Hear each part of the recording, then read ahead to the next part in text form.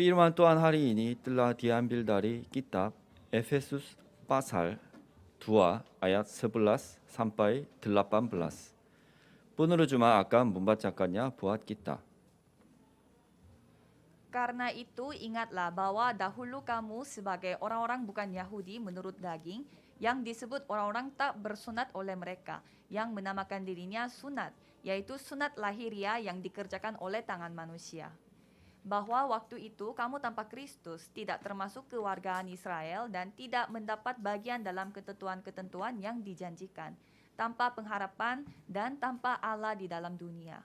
Tetapi sekarang di dalam Kristus Yesus, kamu yang dahulu jauh sudah menjadi dekat oleh darah Kristus. Karena dialah damai sejahtera kita yang telah mempersatukan kedua pihak dan yang telah merubuhkan tembok pemisah, yaitu perseteruan. Sebab dengan matinya sebagai manusia, ia telah membatalkan hukum Taurat dengan segala perintah dan ketentuannya untuk menciptakan keduanya menjadi satu manusia baru di dalam dirinya, dan dengan itu mengadakan damai sejahtera. Dan untuk memperdamaikan keduanya di dalam satu tubuh dengan Allah oleh salib, dengan melenyapkan perseteruan pada salib itu, ia datang dan memberitakan damai sejahtera kepada kamu yang jauh dan damai sejahtera kepada mereka yang dekat. Karena oleh Dia kita kedua pihak dalam satu roh beroleh jalan masuk kepada Bapa. Amin. Amin. Ibu Anita akan memberikan khotbah dengan firman berjudul Komunitas Injil Damai Sejahtera. Mari kita mengakui iman kita, Yesus adalah Kristus, Anak Allah yang hidup. Yesus adalah Kristus, Anak Allah yang hidup. Mari kita saling memberi salam, kita dipersatukan di dalam Kristus. Kita dipersatukan Satukan di dalam Kristus. Judul khotbah hari ini adalah Komunitas Injil Damai Sejahtera. Bacaan hari ini diambil dari Efesus 2 ayat 11 sampai dengan 18. Sebagai pengantar, setiap orang memiliki golongan darah yang berbeda-beda, yaitu A, B, AB, dan O. Sifat dan kepribadian seseorang mungkin dipengaruhi golongan darah. Saudara memiliki golongan darahnya apa? Coba saudara mendengarkan apakah ini benar atau tidak. Golongan darah A, berkepala dingin, serius, sabar, kalem, tegas, dapat dipercaya, keras kepala, merencanakan segala sesuatu dengan matang, bertanggung jawab, sangat perfeksionis, suka mengalah, mudah cemas, bicara ceplas-ceplos, agak sulit bergaul, menghindari konfrontasi, sangat kreatif dan artistik. Golongan darah B, menggebu-gebu namun cepat bosan, selalu ingin menjadi nomor satu, mudah bergaul dan ramah, optimistis, pendirian teguh, ceroboh, suka memberontak, suka pamer dan suka dipuji. Agak pemalas, kurang bertanggung jawab, optimistis, kreatif, dan punya banyak ide. Golongan darah AB, bertanggung jawab, senang membantu orang lain, menyukai seni, rasional, perhatian, sangat menyukai kebebasan, mudah kompromi, memiliki empati yang tinggi, cenderung melankois, sering cemas, mudah bergaul, dapat dipercaya, pemalu, namun dapat sangat terbuka pada beberapa orang. Golongan darah O, bisa mencari suasana tenang, biasanya baik hati, senang berbuat kebaikan, sangat dermawan, keras kepala, sangat fleksibel, mudah menerima hal-hal yang baru, kadang ceroboh, mudah dipengaruhi orang lain, penuh semangat dan ambisius, jujur dan pemberani, menghargai pendapat orang lain, percaya diri, egois, suka menjadi pusat perhatian. Ini bisa jadi cocok dengan sifat saudara atau juga tidak. Mengapa saya tiba-tiba berbicara tentang golongan darah? Karena hal ini terkait dengan judul khotbah hari ini. Setiap orang memiliki sifat dan karakteristik yang berbeda-beda, tergantung pada baik golongan darah tetapi juga kebudayaan, latar belakang keluarga, pendidikan, dan lain-lain. Dengan demikian, setiap anggota gereja pun memiliki sifat dan kepribadian yang berbeda-beda. Jika ada 100 orang mereka memiliki 100 warna. Jika ada 1000 orang, mereka memiliki 1000 warna. Oleh sebab itu, hal terpenting adalah gereja yang membentuk komunitas Injil Damai Sejahtera sebagaimana judul khotbah hari ini. Melalui firman mimbar kemarin, kita menangkap firman berjudul orang yang diciptakan untuk pekerjaan baik. Pekerjaan baik Tuhan adalah untuk mempersatukan segala sesuatu dalam Kristus dan untuk menginjili serta menyelamatkan jiwa-jiwa dan untuk mewujudkan misi penginjilan 237 bangsa dan 5.000 suku. Kita diciptakan kembali untuk pekerjaan baik Tuhan tersebut dan status kita diubah menjadi mahakarya sebagai makhluk yang paling berharga. Rasul Paulus menekankan bahwa ada platform yang terpenting untuk melakukan pekerjaan baik Tuhan tersebut melalui bacaan hari ini. Platform ini adalah gereja yang membentuk komunitas Injil Damai Sejahtera. Tetapi setan terus-menerus menyerang gereja untuk tidak jadi bersatu. Itulah sebabnya Rasul Paulus menekankan bahwa dan berusahalah memelihara kesatuan roh oleh ikatan damai sejahtera dalam Efesus 4 ayat 3. Dikatakan bahwa berusahalah memelihara kesatuan, bukan hanya memelihara, karena serangan setan cukup gigih. Setan menggoda kita untuk berpegang pada hal yang jasmani, bukan hal yang rohani. Setan membuat kita berpusat pada diri sendiri, materi, kesuksesan duniawi yang berasal dari Kejadian pasal 3, 6, dan 11. Mereka yang berfokus pada diri sendiri, materi, dan kesuksesan duniawi pasti akan menyinggung perasaan orang lain. Hasilnya merusak kesatuan roh. Meski kita perlu memperluaskan daerah kita, tetapi kita tidak mampu mengambil satu langkah pun untuk maju. Bagi gereja Korsel maupun gereja dunia sama-sama menderita kenyataan tersebut. Saya memberkati setiap jemaat Indonesia serta Timur Leste dalam nama Yesus Kristus. Kiranya saudara dapat menghadapi kenyataan tersebut dan dapat menjalani kehidupan yang sadari secara rohani dan membentuk komunitas Injil Damai Sejahtera untuk mewujudkan misi penginjilan 237 dan 5.000 suku. Pokok bahasan yang pertama adalah pendamaian melalui salib. Dalam ayat 11 sampai dengan 12, karena itu ingatlah bahwa dahulu kamu sebagai orang-orang bukan Yahudi menurut daging, yang disebut orang-orang tak bersunat oleh mereka yang menamakan dirinya sunat, yaitu sunat lahiriah yang dikerjakan oleh tangan manusia, bahwa waktu itu kamu tanpa Kristus, tak termasuk kewargaan Israel, dan tidak mendapat bagian dalam ketentuan yang dijanjikan, tanpa pengharapan dan tanpa Allah di dalam dunia. Dalam Efesus 2 ayat 1 sampai dengan 10, Rasul Paulus berkata tentang keselamatan pribadi. Dikatakan bahwa kita telah diselamatkan karena sepenuhnya kasih karunia Tuhan. Kemudian Rasul Paulus memperluas bahan bahasan dari pribadi ke komunitas yang terdiri dari orang yang diselamatkan. Rasul Paulus menyarankan kepada jemaat Efesus bahwa coba memikirkan situasi mereka sebelum diselamatkan.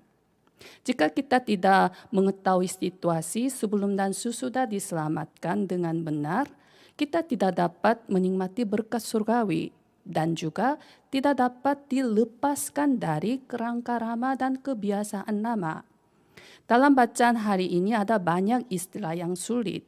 Dahulu kamu sebagai orang-orang bukan Yahudi menurut daging yang disebut orang-orang tak bersunat oleh mereka yang menamakan dirinya sunat, yaitu sunat lahiriah yang dikerjakan oleh tangan manusia, bahwa waktu itu kamu tanpa Kristus, tidak termasuk kewargaan Israel dan tidak mendapat bagian dalam ketentuan-ketentuan yang dijanjikan, tanpa pengharapan dan tanpa Allah di dalam dunia.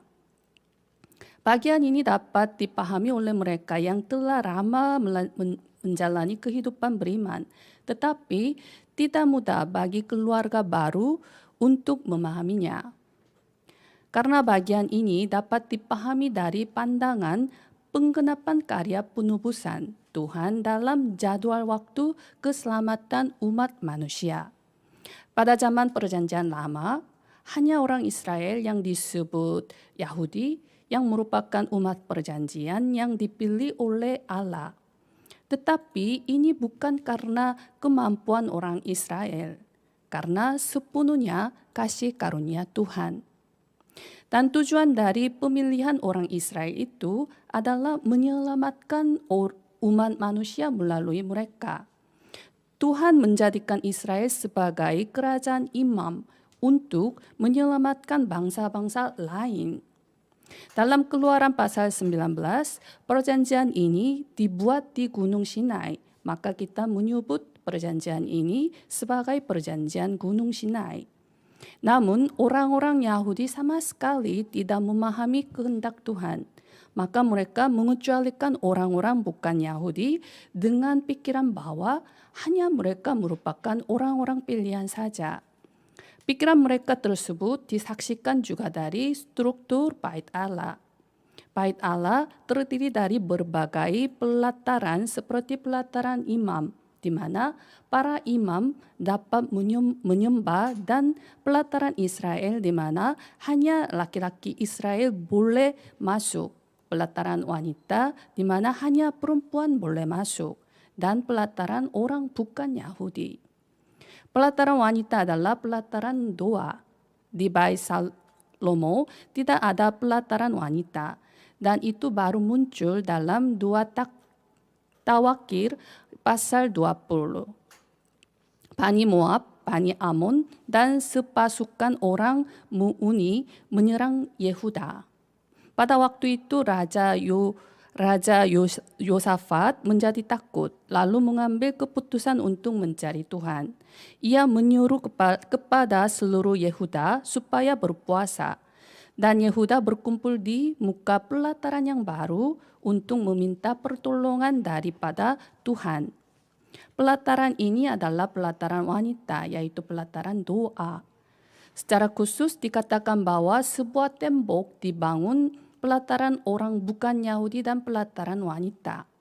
Dan juga sebuah tanda peringatan didirikan di sana seperti ini. Dilarang masuk bagi orang bukan Yahudi. Siapapun yang melanggar ini akan dihukum mati. Mereka sepenuhnya membedakan orang Yahudi dan orang bukan Yahudi. Dengan latar belakang tersebut, kita harus melihat jemaat Efesus. Sebelum diselamatkan, jemaat Efesus adalah orang-orang bukan Yahudi dan orang-orang tak bersunat. Bukan kewargaan Israel, tanpa Kristus, tanpa Allah, tanpa pengharapan. Dalam ayat 13, tetapi sekarang di dalam Kristus Yesus kamu yang dahulu jauh sudah menjadi dekat oleh darah Kristus. Orang-orang bukan Yahudi yang berada di luar Kristus sekarang menjadi dekat melalui darah Yesus Kristus. Dalam ayat 16, dan untuk memperdamaikan keduanya di dalam satu tubuh dengan Allah oleh salib, dengan melenyapkan perseteruan pada salib itu. Itulah sebabnya dalam ayat 14, Paulus menekankan bahwa karena dialah damai sejahtera kita yang telah mempersatukan kedua pihak dan yang telah merubuhkan tembok pemisah, yaitu perseteruan. Melalui penebusan Yesus Kristus, melalui penyaliban Yesus Kristus. Amin. Betapa besar kasih karunia ini, maka kita harus bersatu dengan sepenuh hati bersyukur atas pendamaian melalui salib. Kita harus sepenuhnya dilepaskan dari pikiran yang berpusat pada diri sendiri, materi dan kesuksesan duniawi yang berasal dari Kejadian pasal 3, 6, 11. Kita harus melakukan pekerjaan Tuhan sebagai ciptaan baru di dalam Kristus, bukan dunia.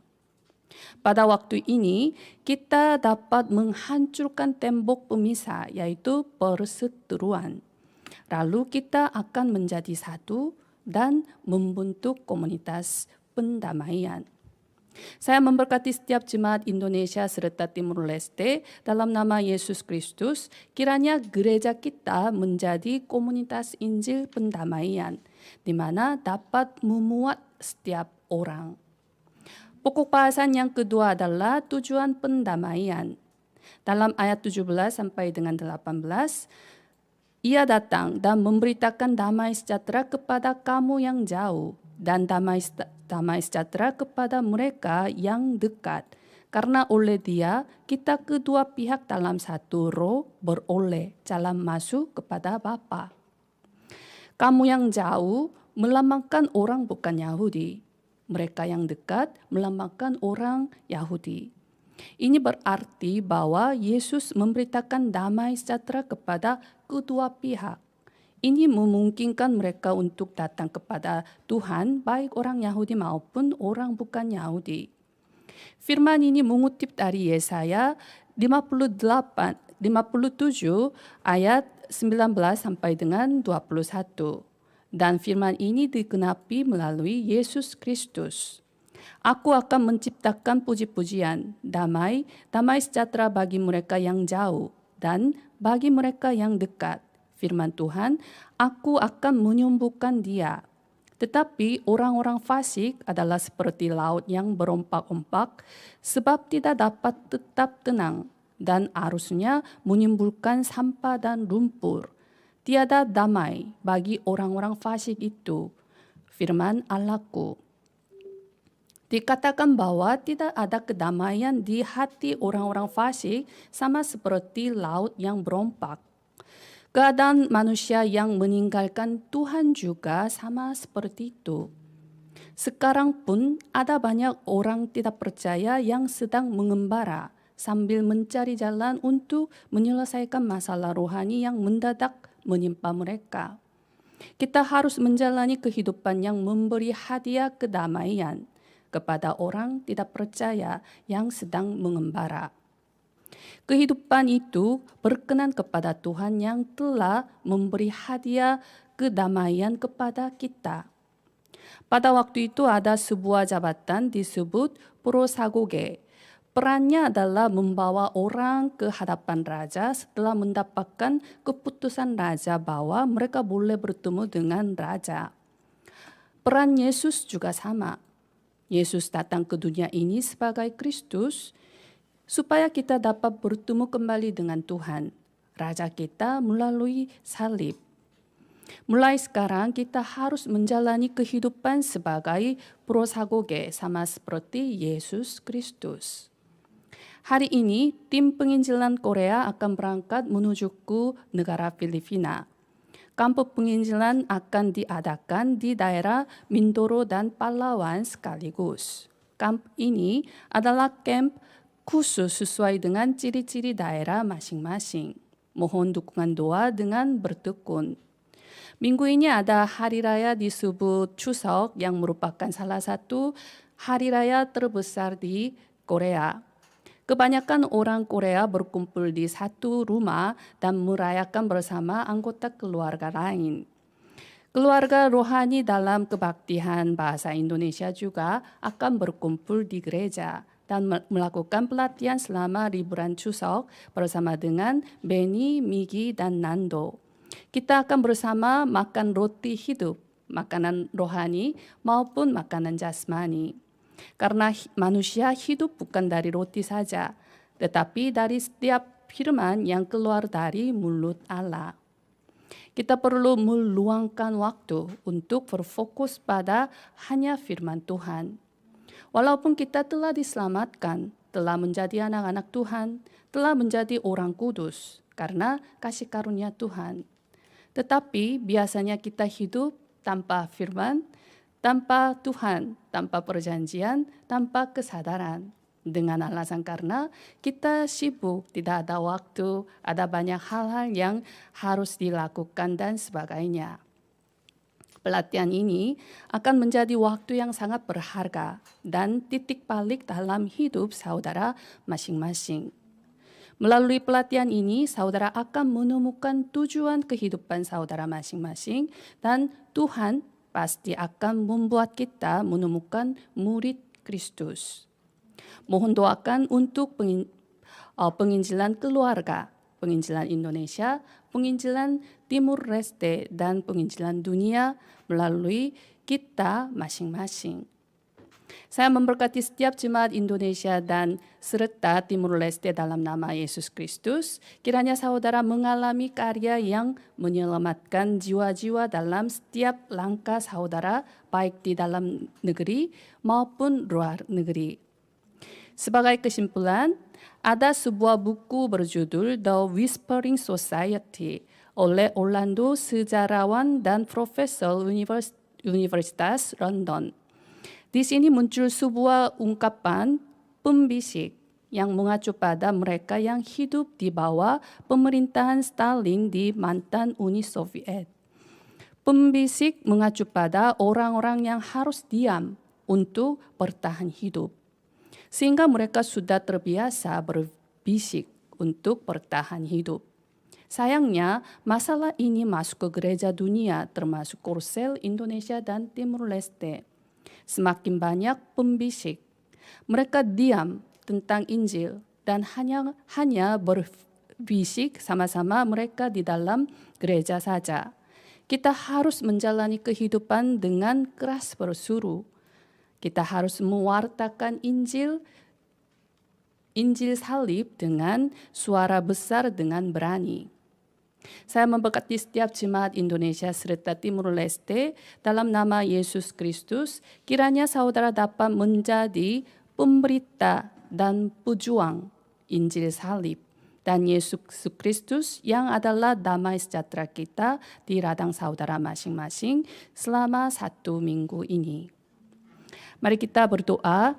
Kami mengucap syukur kepada Tuhan Tritunggal Maha Kudus yang mengeluarkan kami dari kurungan setan, jebak ketukan, jerat maut melalui penyaliban Yesus Kristus. Kiranya kami dapat menjalani kehidupan yang memberitakan Injil salib, Injil Kristus, Injil yang benar, sehingga kami dipersatukan di dalam Kristus dan dapat membentuk komunitas pendamaian. Kiranya jangan membiarkan kami berdiam. Dengan sukacita, dengan hati gembira, kiranya kami dapat berkenan ke Tuhan dan memuliakan satu-satunya Tuhan Tritunggal Maha Kudus melalui pelatihan liburan Chuseok. Kiranya kami mengalami penginjilan keluarga melalui pertemuan antara anggota keluarga. Berkatilah tim penginjilan Filipina. Kami berdoa dalam nama Yesus Kristus. Amin.